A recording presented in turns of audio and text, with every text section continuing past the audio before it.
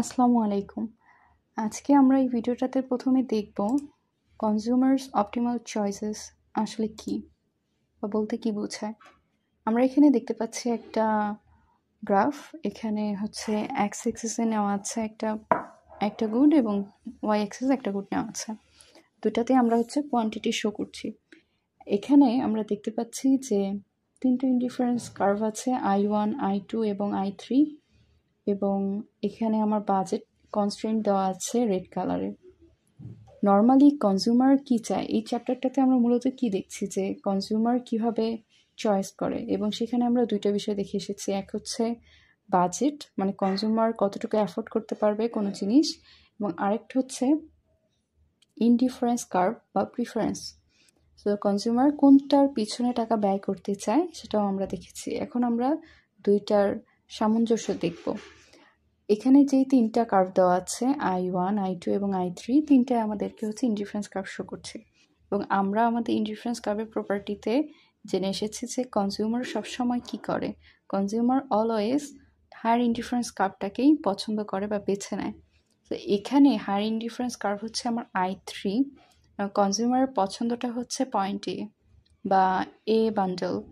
এখন কনজিউমারের higher preference যদিও বা এ, বাট কনজিউমারের তো বাজেট অতটুকু নেই। সো কনজিউমারের জন্য এই বান্ডেলটা কখনোই অ্যাফোর্ডেবল হবে না, সো সেটা সে কিনতেও পারবে না। আবার যদি দেখি যে বি পয়েন্টটা কিন্তু কনজিউমারের জন্য অ্যাফোর্ডেবল, বাট এটাও কিন্তু তার হায়ার স্যাটিসফ্যাকশন শো করছে না। তার হায়ার স্যাটিসফ্যাকশন হচ্ছে I2-তে, যে পয়েন্টটা বি পয়েন্টের থেকে ওপরে, এবং সেটা হচ্ছে বাজেট কনস্ট্রেইনটাকে ট্যানজেন্ট করেছে বা স্পর্শ করেছে। তার মানে এই পয়েন্টটাই হচ্ছে আমার অপটিমাম পয়েন্ট। যেই পয়েন্টটাতে তার প্রিফারেন্স লেভেল এবং তার বাজেট দুটোই বরাবর মিলে গেছে, সেই পয়েন্টটাই হচ্ছে আমার বা কনজিউমারের অপটিমাম বান্ডেল বা অপটিমাম চয়েস। কনজিউমার এই পয়েন্টটা বা এই বান্ডেলটাকেই চুজ করবে তার ভালো একটা স্যাটিসফ্যাকশনের জন্য। এবং আমরা জানি যে ইনডিফারেন্স কার্ভের স্লোপ কি, ইনডিফারেন্স কার্ভের স্লোপ হচ্ছে MRS বা মার্জিনাল রেট অফ সাবস্টিটিউশন, আর বাজেট কনস্ট্রেইন্টের স্লোপ হচ্ছে রিলেটিভ প্রাইস।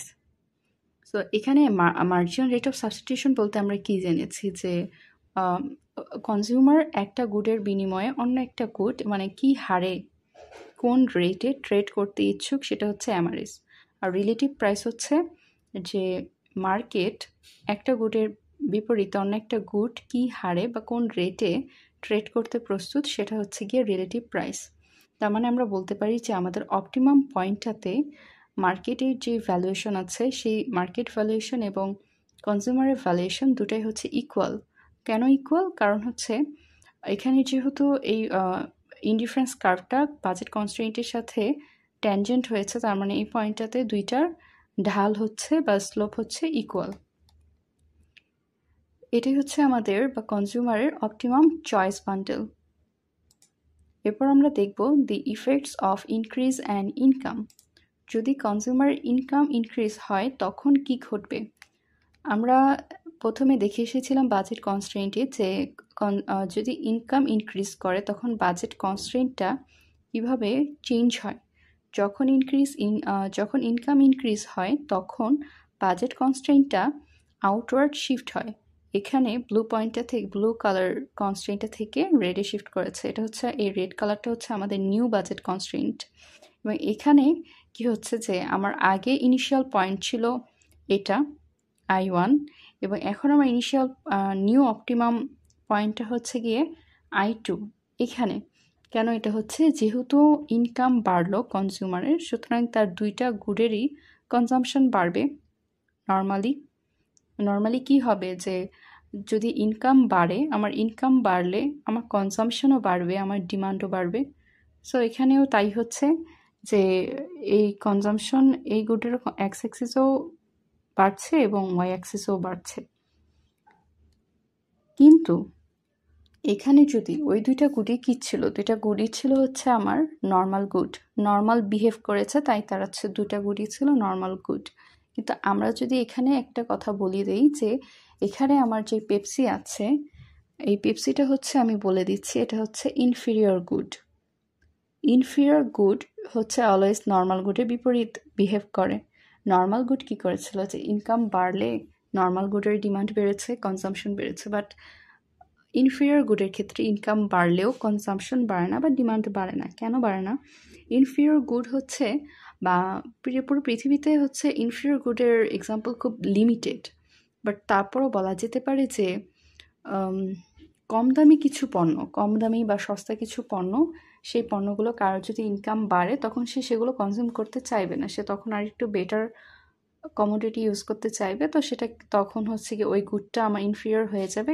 আমার যদি ইনকাম বাড়ে, আমি ওই সস্তা পণ্য বা কম দামি পণ্যটা আমি ব্যবহার করব না। এখন কারোর যদি ইনকাম অনেক বেশি থাকে, সে একটা প্রাইভেট কার কিনে নিতে পারে, তখন সে কী করবে না, তখন সে আর লোকাল বাস ইউজ করবে না। তার ইনকাম বাড়ার সাথে সাথে লোকাল বাসের ডিমান্ড বা তার কনজাম্পশনটা কী হচ্ছে, কমে যাচ্ছে। সো এটা একটা ইনফিরিয়র গুড বলা যায়। এখানে আমরা দেখতে পাচ্ছি যে যখন হচ্ছে আমার ইনকামটা বাড়লো, আমার বাজেট কনস্ট্রেইনটা এখানে শিফট হলো, নিউ বাজেট কনস্ট্রেইনট আমি পেলাম, এবং নিউ একটা ইনডিফারেন্স কার্ভ I2 পেলাম, নতুন একটা অপটিমাম পয়েন্ট পেলাম। এবং এই অপটিমাম পয়েন্টে আমি দেখতে পাচ্ছি যদিও বা আমার ইনকাম বেড়েছে, আমার এক্স অ্যাক্সিসের গুডের পরিমাণ বেড়েছে, কনজাম্পশনের পরিমাণ, বাট পেপসির কনজাম্পশনটা আমার কমে গেছে। কেন কমে গেছে? কারণ এটা একটা ইনফিরিয়র গুড হওয়ার কারণে আমার ইনকাম বাড়ার সাথে সাথে আমি ওইটার কনজাম্পশন বা ডিমান্ডটা কমিয়ে দিয়েছি। এটা ছিল হচ্ছে নর্মাল গুড আর ইনফিরিয়র গুডের মধ্যে পার্থক্য, এবং গ্রাফিক্যালি আমরা দেখতে পেলাম যে কি হচ্ছে আসলে। এখন আমরা দেখব যে প্রাইস চেঞ্জের ইফেক্টটা কেমন হতে পারে। প্রাইস চেঞ্জে এখানে কি হচ্ছে, এখানে আমরা দেখছি যে আমার কিসের প্রাইস চেঞ্জ হচ্ছে, পেপসির প্রাইসটা কমে গেছে। A fall in the price of Pepsi. যেহেতু পেপসির প্রাইস কমে গেছে, সেহেতু বাজেট কনস্ট্রেন্টটা হচ্ছে আউটওয়ার্ড রোটেট করলো। পেপসির প্রাইস কমে যাওয়া মানে হচ্ছে পেপসির ডিমান্ডটা বেড়ে যাবে, খুবই নর্মাল। কোনো গুডের যদি প্রাইস কমে যায়, তখন আমরা কি করব, সেটার ডিমান্ড বা কনজাম্পশনটা বাড়িয়ে দেব। তো এখানেও যেহেতু পেপসির প্রাইসটা কমে গেছে, তাই হচ্ছে কি পেপসির ডিমান্ডটা বেড়ে গেল।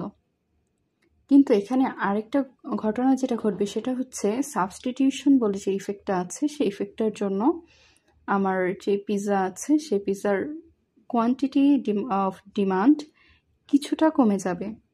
এটাই হচ্ছে প্রাইস চেঞ্জের ইফেক্ট, যে আমার যেই গুডের, অর্থাৎ পেপসির তো আমার হচ্ছে প্রাইস কমলো, তাই পেপসির ডিমান্ড বাড়লো, কনজাম্পশন বাড়লো, এবং সেই জন্য হচ্ছে আমার বাজেট কনস্ট্রেইনটা আউটওয়ার্ড রোটেট হলো। আমি নতুন একটা অপটিমাম পয়েন্ট পেলাম, নতুন একটা অপটিমাম বান্ডল পেলাম, এবং প্রাইস চেঞ্জের ইফেক্ট অনুসারে দেখতে পাচ্ছি যে নতুন অপটিমাম পয়েন্টে আমার আগে যেই পরিমাণ পেপসি কনজিউম করতাম, এখন তার থেকে একটু বেশি করব, কারণ যেহেতু পেপসির দাম কমে গেছে, খুব নর্মাল, পেপসি কনজাম্পশনটা বাড়ছে। কিন্তু আমার যে আরেকটা পণ্য আছে পিৎজা, সেটার কি হবে, সেটার কনজাম্পশন একটু রিডিউস হয়ে যাবে, সেটার কনজাম্পশনটা একটু কমে যাবে। এটাই হচ্ছে আমার প্রাইস চেঞ্জের ইফেক্ট।